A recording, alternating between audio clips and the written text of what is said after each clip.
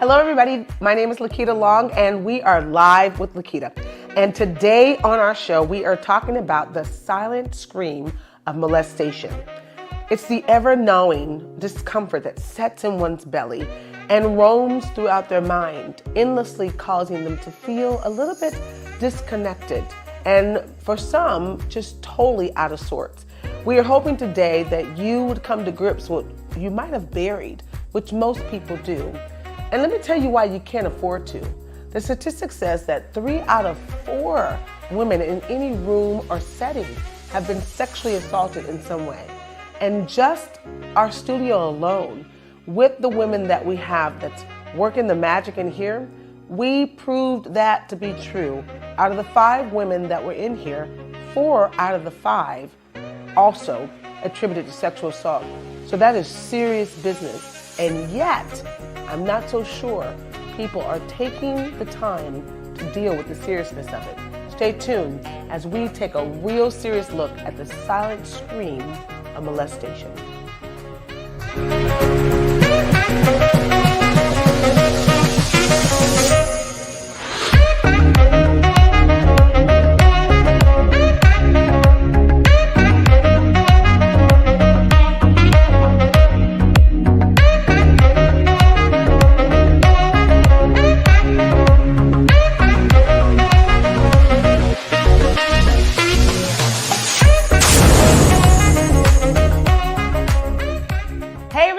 My name is Lakita and we are live with Lakita. Listen, I hope that you have been following our show and our episodes because they are getting more and more juicier by the day. Although the topic that we're going to talk about, while it's juicy, it's kind of really interesting. And we're hoping that we take the discomfort of the interesting off and bring in the introspection of learning and healing and helping. So today we're going to talk about the silent scream of molestation. Molestation is something that has gone on for years and eons. When I say it's gone on for years and eons, I mean for years and eons. But here's the thing about molestation that you should know. It's the act of pestering and harassing someone aggressively in a persistent manner. And it usually ends up being some type of assault against a woman or a child. And today, to kind of help us get perspective about the silent scream of molestation, we have a wonderful guest who's going to talk to us about the silent scream that she dealt with and lived with for a very long time before she found her healing place to be able to speak well. So please welcome my guest, Miss Lytonya Green. Thank you so much for joining. Thank you, Dr. Lakita, yes, for having me. You are very, very welcome. So let's just go right into it, Lytonya. Give us some context. Talk to us a little bit about that little girl, Lytonya, so people can have an understanding. Absolutely. So I experienced my first episode of molestation at the age of 6. I was raised with only my mother, and my biological brother was actually raised with our father. So at the age of 6, he came to visit. And the molestation was actually just touching at that point. For a consequence, he was returned back to our father, which lived in Chicago, and we moved on. So there was really no resolution. The family kind of swept it under the rug, and we moved on. At the age of 12, he returned. He actually came to live with us at that point. And he's 4 years older than me, so I was 12 and he was 16. He came to live with us, and at that point, he began to physically, sexually assault me. It pushed me to a place where I began to try to find ways to escape. So I would kind of hang out a lot, and my family thought I was promiscuous and would talk about me and call me fast and things like that. With no knowledge that you were just trying to protect yourself from the predator that now has moved inside of the house. Absolutely. So what do you do with that? Okay, keep going. Yeah, so it was ongoing for several months, and it wasn't until I was confronted with the name calling and I had kind of gotten sick and tired of, you're fast, you're all of these things. And so I just had an outbreak with my mom. And I said, the reason why I'm not here is because of this. Your son, this is what he's doing to me. She didn't believe me. And so she took me to get a medical checkout.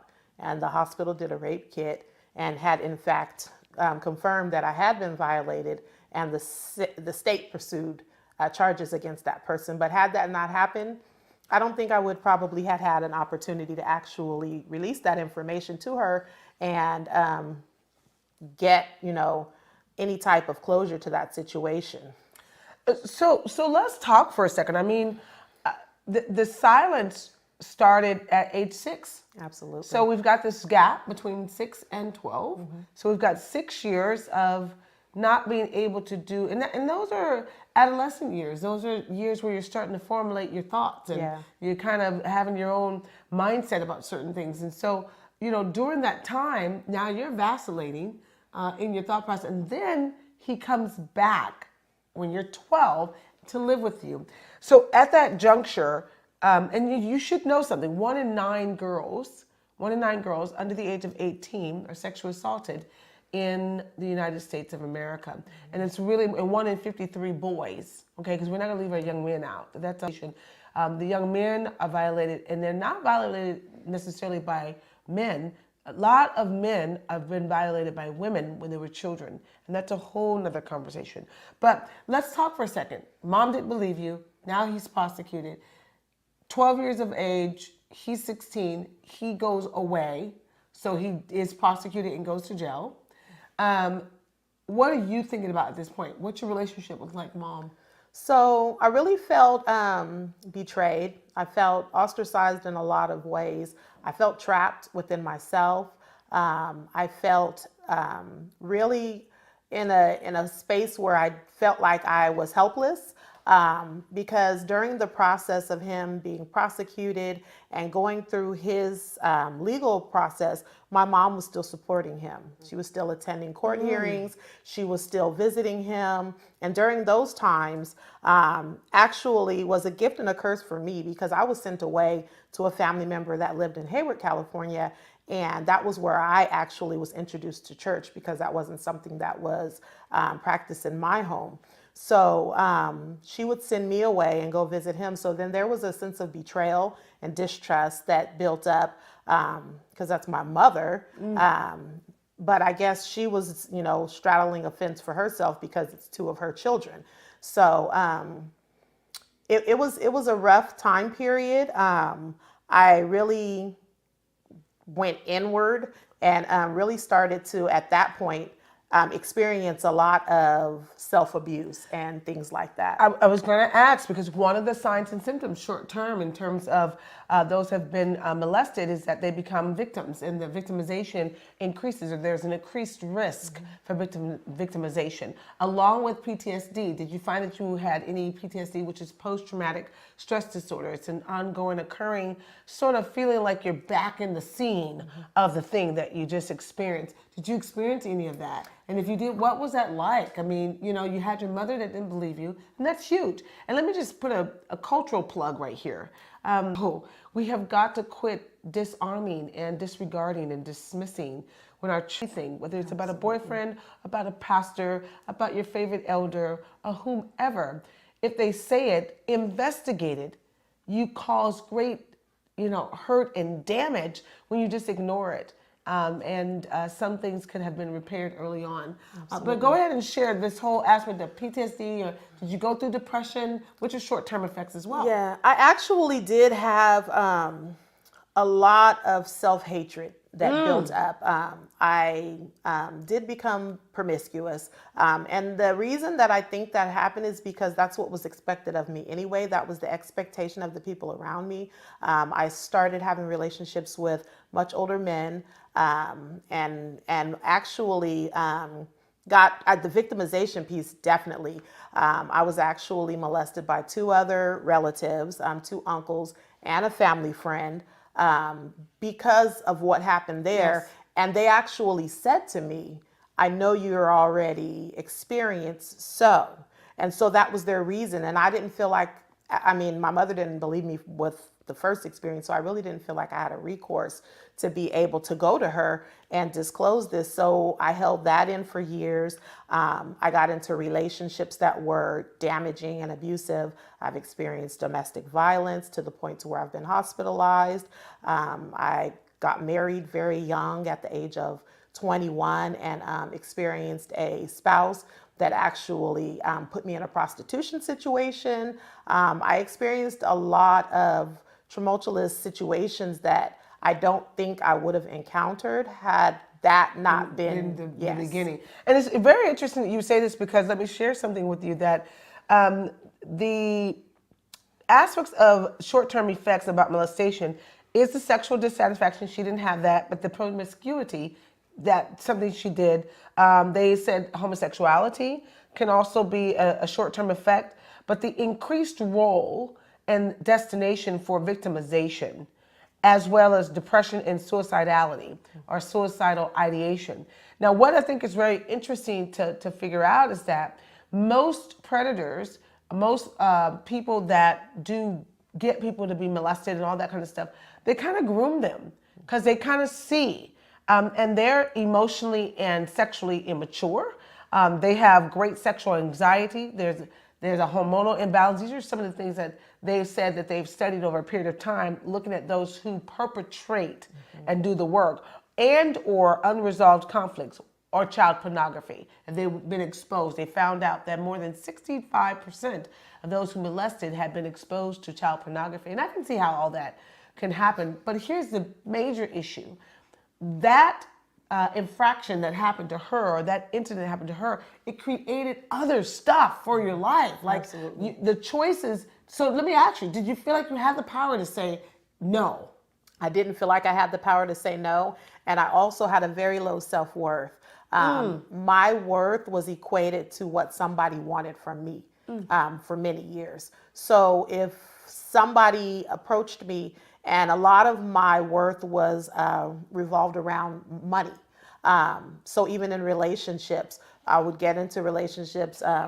My son's father actually, I got with him at 15 during the process of this molestation and the trial and everything. He was a drug dealer. He had money. I was young. He was 18 and I was 15.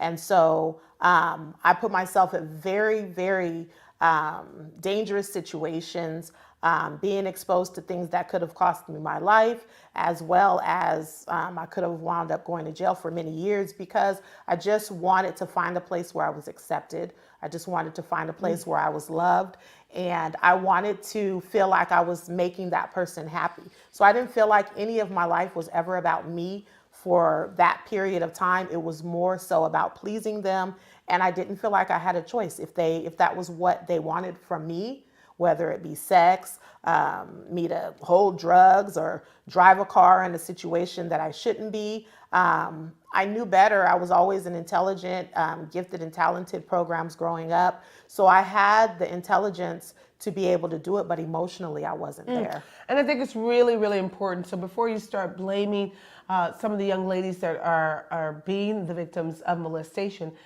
they may have the smarts, they may be straight A's, but emotionally, and if her growth stunted at the age of 6, the moment that she got violated.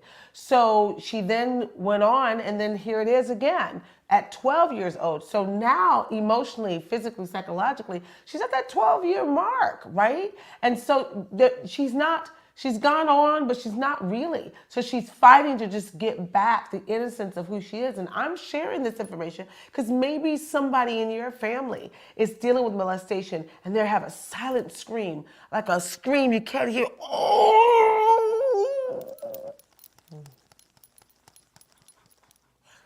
You could see me moving, but you couldn't hear me. Yeah. And so many people move like that in the world. So many. And we just want you to be a little bit more cognitive when you see a young lady that you think something about them. And speaking of the way we think, I wanted to sort of dive into this. And this is a little bit, touchy, because you now are a mother and you have girls. Mm-hmm. So what's your thought process about that? So up until very recently, I'd say within the last 6 months to a year, I've struggled. My daughter's 12 years old, and I have an 11-year-old daughter and a 9-year-old daughter and a 5-year-old daughter. And I noticed that when my 12-year-old was born, a lot of what I went through resurfaced. Because prior to that, I also have a son who's 24 years old, but it was a boy. But when I had a girl, my outlook towards men and people around and people that that my kids had contact with was very guarded, very untrusting and suspect of everything. I'm always talking to my girls about my experiences and what I went through. And even though they're very young, I've really went into detail about some of the things that I've experienced because I've been fearful for them, that they would ever get into a situation and didn't feel like they could trust me. And I wanted them to understand what's acceptable and what's not, and I never wanted them to feel alone like I did. So it's been hard being a mother of a girl because I sometimes see myself in them, and sometimes I can see them in me. When I was 6, I have a 5-year-old. She's almost 6. My daughters have went through the ages and stages of the things that I've experienced, and I want to just. Sometimes I feel like, okay, this is when it happened. Make sure I'm watching. And so it's really been, it's caused me to overcompensate for a lot of protecting them in ways that, stifled both of us because some things they may have missed out on because I was a lot overbearing. And listen, I before we close out, I need for the people to know where you are and what has happened. I mean, you've had some amazing breakthroughs and some amazing healings. And I think that this part of our segment is really important about the amazing healing. Recently, you just did something that really freed your soul. And when we talk about the silent scream, you let the scream out. And I want you to tell the audience what you did to do that.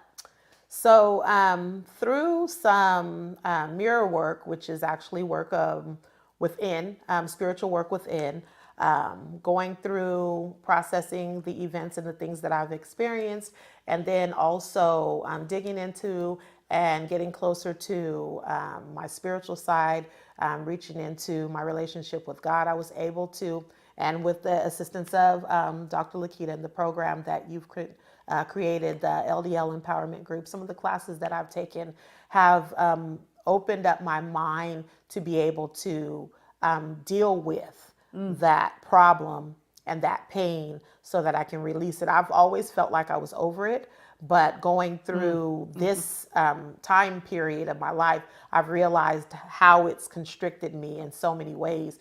And so what I did was I wrote a letter to my offender, who is my brother. And it's interesting because many times I've unfriended him. He found me on Facebook. He doesn't live in California. And I've unfriended him several times. And somehow he's back in my friends list. And so I know that when you unfriend and unfollow that and block, somebody's not supposed to be able to even see your page. But for some reason, he kept still being there. And I think it was God giving me an opportunity to really just release this situation. And so I was able to write him a letter and send it to him on Facebook through Messenger to let him know how his behavior affected me. And not only how it affected me, but how it affected my life as I grew, and also how it affected my children. And I was able to tell him that I did forgive him and set a boundary to let him know that even though I forgave you, I have the choice that I'm choosing, that I don't feel like it's healthy for me to have you as a part of my life actively. And so it felt good to be able to actually say that to him. And even though he's still on my Facebook friends list, we don't interact. But it was liberating to be able to explain to him how what he did caused me to have so many setbacks in my life, and where I could have possibly been had that not happened. And he did apologize and actually shared with me that in his youth he was victimized as well. That did In some ways, that did give me some clarity as to what he did, but I still know that for me, that is a place that I'm not willing to take myself, and I know that I won't be able to really trust him in a way that he could be a part of my children's lives because they're girls. You know, listen, I think, and that was one of the other aspects that they had pinpointed regarding those who molest, is that they are victims themselves. I have worked with both of them, having been a counselor and a therapist, and I've worked both in the jails and the prisons as well, and it's very, very alarming. I've worked with more than 1,500 inmates at a particular prison in Northern California, and one of the things that came to find out is that a lot of these men were victimized by women, an aunt, and it switches your brain because you know that it's wrong even if it's a different sex. You just know it. It's just not supposed to be. So I just want to encourage each and every last one of you that have heard Lytonya's story that maybe it's time for you to get a healing in your spirit and in your heart and your mind, and you don't have to go around being silent anymore. So I am just so excited that if you are out there and you need to get some healing or some help in that area, I pray that you know that you do not have to continue with the silent screams. There's healing made available for us all, but you've got to open up your mouth.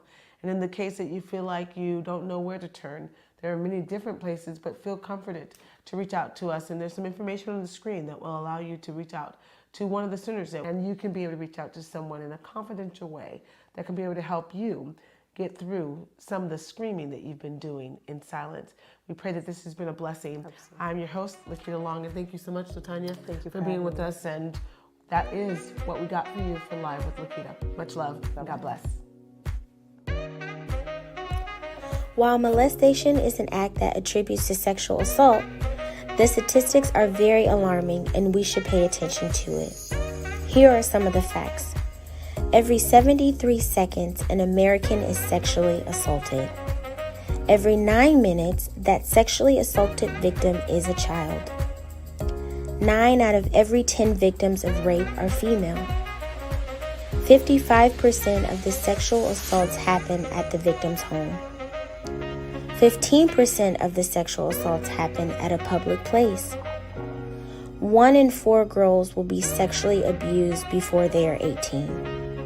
And 1 in 6 boys will be sexually abused before they are 18. RAIN, Rape, Abuse, and Incest National Network, is the nation's largest. RAIN created and operates the National Sexual Assault Hotline. That number is 1-800-656-HOPE. Sexual abuse leaves a lasting image in the mind of the victim and often cripples them from exploring life to the fullest. If you or someone you know may have been sexually assaulted or abused, please reach out to someone to get help.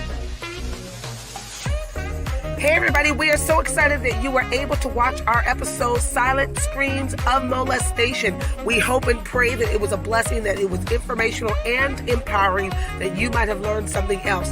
But we want you to stay tuned for our next episode where we talk about the stress that kills us. Do you know that stress can take us out of here? Stay tuned for the next Live with Lakita, and we surely will be glad that you're with us. Mankind won't be destroyed.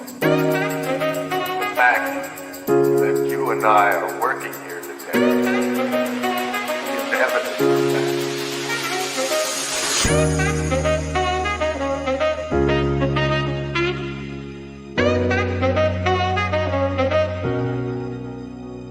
To join the LDL Empowerment Group, please visit us at ldlempowermentgroup.com.